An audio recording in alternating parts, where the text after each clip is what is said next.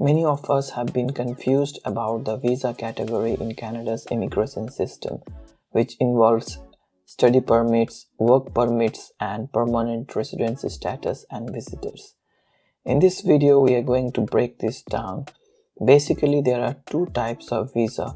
One is a permanent resident or a permanent visa, which you have to renew in every 5 years, and you have the temporary resident visa or the TRV. Now, the temporary resident visa holders can have different status in Canada. You can have a visitor visa, a work visa, or a student visa. A visitor visa can be a tourist visa or a business visa. Now, a permit such as a work permit or a student permit allows you to legally stay in Canada, but in order to travel in and out of Canada, you will need a visa on your passport.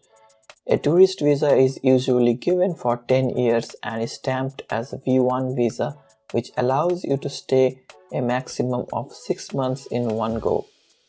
For work permit holders, you will get a W1 visa, but as of 2021, you might as well get a V1 visa. In either case, you can stay in or travel in and out of Canada as long as you have a permit and the visa. For students who have a study permit in Canada, they are usually given a S1 visa.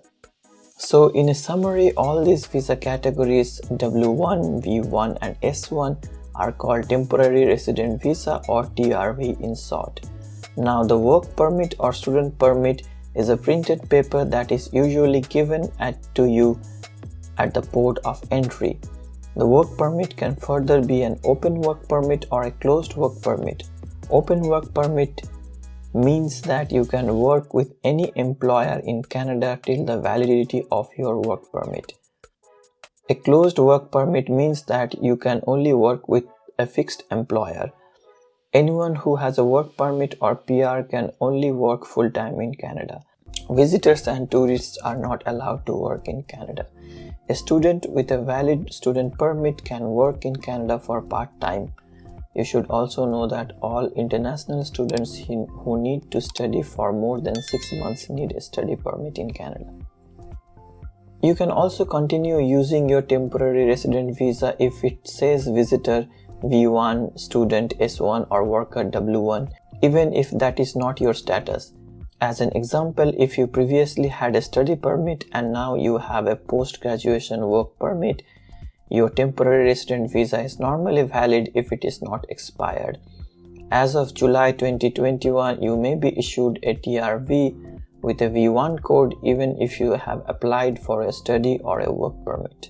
This is not an error and you can use your TRV until the expiry date. Now let's talk about permanent residency. If you have a PR, you can do business, study or work in Canada without any issue. In order to maintain the PR status, you need to stay in Canada for at least 730 days in the span of 5 years. These days need not to be continuous. Generally, PR holders get the privilege of government facilities which you do not get as a temporary worker or a visitor. I hope you like this video. Thank you for watching.